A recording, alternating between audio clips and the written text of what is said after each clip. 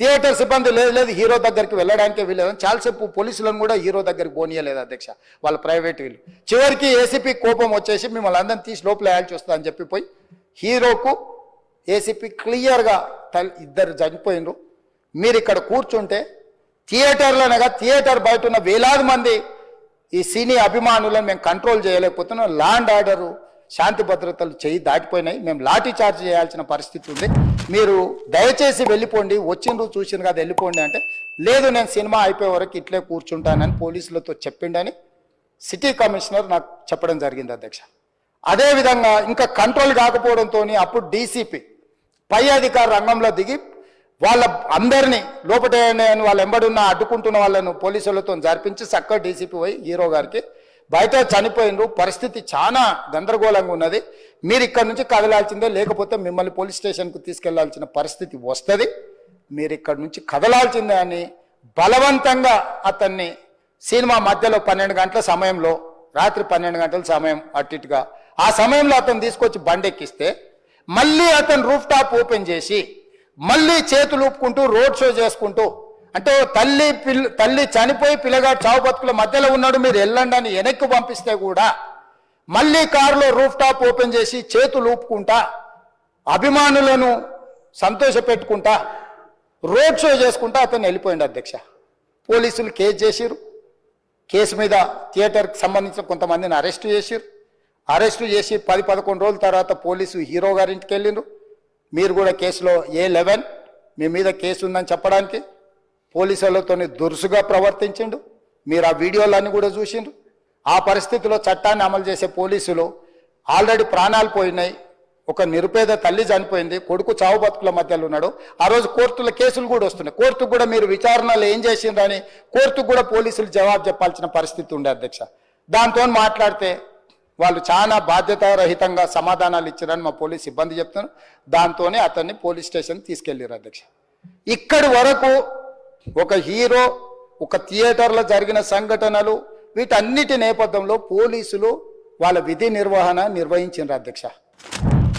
ఎప్పుడైతే అతను పోలీస్ స్టేషన్కు తీసుకెళ్ళిరో కొన్ని రాజకీయ పార్టీలు పైశాచికంగా ఎంత నీచంగా నన్ను తిట్టుకుంటా పోస్టులు పెట్టినరంటే, అంటే तेलंगाना समाजंలో मलकपेट बलाला साहब के कॉन्स्टिट्यूंसी के वोटर है, उन लोग मलकपेट के छोटे नौकरी, उसका नौकरी अकबर साहब वो 30,000 नौकरी करता है, उसके परिवार में कोई कमाई नहीं है, एक एक टिकट 3,000 रुपए में खरीदा, वो बच्चा उनका फैन है बोल के उनके परिवार 12,000 रुपए रखकर 4 टिकट खरीद के पिक्चर को गए.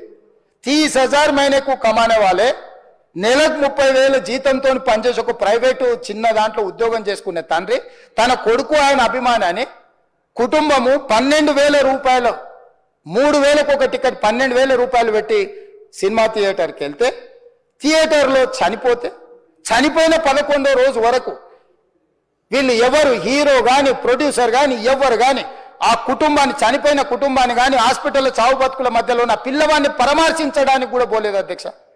ఇది ఏ రకమైన మానవత్వం అధ్యక్ష నాకు అర్థం కాలే. ఇలాంటి మానవత్వం లేకుండా వ్యవహరించిన వాళ్ళను పోలీసులు విధి నిర్వహణలో భాగంగా పోలీస్ స్టేషన్కు తీసుకెళ్తే ఒక ఆయన ట్విట్టర్లో పెడతాడు అడ్డగోలుగా 10 ఏళ్ళు మంత్రి చేసి ఉద్యమాలు చేసినామని చెప్పుకునేటోళ్ళు, ఉద్యమాల సమయంలో సినిమా షూటింగ్లో జరగొద్దని దాడులు చేసిన వ్యక్తులు ఇవాళ అతను భగవత్ స్వరూపుడు, అసలు అతన్ని పోలీసులు ముట్టుకుంటారా? అసలు ఈ రాష్ట్రం ఏమైపోతుంది? ఈ రాష్ట్రం ఉంటుందా? ఒక ఆల్ ఇండియాలో ఈ కలెక్షన్స్ బ్రేక్ చేసిన సినిమాలో తన కష్టం, ఆ సినిమాకి అంత కలెక్షన్స్ రావడం, ఇవన్నీ చేసిన ఒక సినిమాకి అతను వెళ్ళి మొదటి షోలో తన కూర్చొని జనం దీన్ని ఎంత అప్రిషియేట్ చేస్తున్నారు, తనని ఎలా రిసీవ్ చేసుకున్నారు అని చూసుకునే అదృష్టం లేకపోయింది. Because of an unfortunate incident he had to come back. ఆ తర్వాత ఒక తండ్రిగా నాకు ఇంత సాధించి ఇంత పెద్ద సినిమా తీసిన అతను లాస్ట్ 2 వీక్స్గా ఈ గార్డెన్లో మూల కూర్చుని ఉంటున్నాడు. రోజు ఆ పైన ఉంటున్నాడు, లేకపోతే ఇక్కడ ఉంటున్నాడు. నేను ఒకసారి ఈ గార్డెన్ దగ్గరకు వచ్చి, ఏంటయ్యా ఇట్లా ఉంటావు నువ్వు, వెళ్ళి ఫ్రెండ్స్ దగ్గరికన్నా వెళ్ళు, లేకపోతే ఏదైనా ఊరన్నా వెళ్ళు, ఏదైనా బ్రేక్ తీసుకో, ఇందులోనే ఉండి నువ్వు ఇట్లాగా మరోజుగా ఇలా కూర్చుని ఉంటావు.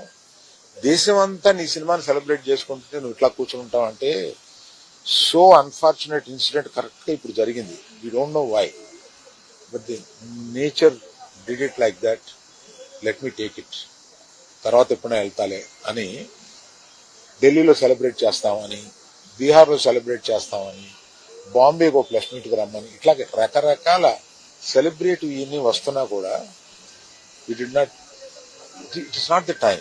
ఇట్ ఈస్ ఒక ఫ్యామిలీ తన అభిమానుల ఫ్యామిలీలో అయిపోయినందువల్ల అతను చూస్తుంటే నాకే కడుపు తరుపుకుంటుంది. ఎందుకంటే మీరు కూడా ఒకటి అర్థం చేసుకోండి, 22 సంవత్సరాలు తను కష్టపడి ఈ పేరు సంపాదించుకున్నాడు. ఇది ఒక రోజుతో వచ్చింది కాదు, ఒక సినిమాతో వచ్చింది కాదు, ఒక ప్రెస్ మీట్ తో వచ్చింది కాదు, ఒక ఇన్సిడెంట్ తో వచ్చింది కాదు. ఇది క్రమక్రమంగా అతను బిల్డప్ చేసుకున్నాడు. ఆ బిల్డప్ చేసుకోవడం కాదు, 3 జనరేషన్స్ నుంచి వస్తుంది. మీరు ఎప్పుడన్నా 3 జనరేషన్స్ ని చూశారు? ఎప్పుడైనా మేము ఇట్లాంటి బ్లేమ్ తీసుకున్నాము? మేము ఇలా బిహేవ్ చేస్తాము, ఇలా ఇర్రేషనల్ గా ఉంటాము? మీరే అర్థం చేసుకోండి.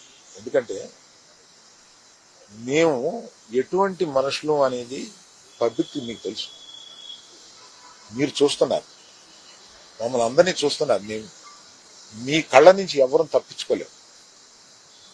అటువంటిది ఇటువంటి ఒక ఫాల్స్ ఇన్ఫర్మేషన్ తోటి ఒకరు మాట్లాడుతుంటే అది బాధేసింది వాళ్ళు చూస్తే. కనుక ఈ క్లారిఫికేషన్ ఇవ్వాలని అతను అన్నప్పుడు తప్పనిసరిగా ఈ క్లారిఫికేషన్ లో లీగల్ అబ్జెక్షన్స్ ఏమైనా ఉన్నాయని కనుక్కొని లేవు అని తెలిసిన తర్వాత ఈ క్లారిఫికేషన్ ఇచ్చారు. దయచేసి ప్రెస్ వారు, ప్రజలు మీరంతా ఆదరిస్తే మీ అభిమానంతో పైకి వచ్చిన కుటుంబం లేదు. ఆ అభిమానాన్ని అర్థం చేసుకుని ఇలాగే కంటిన్యూ చేయమని నేను కోరుతున్నాను.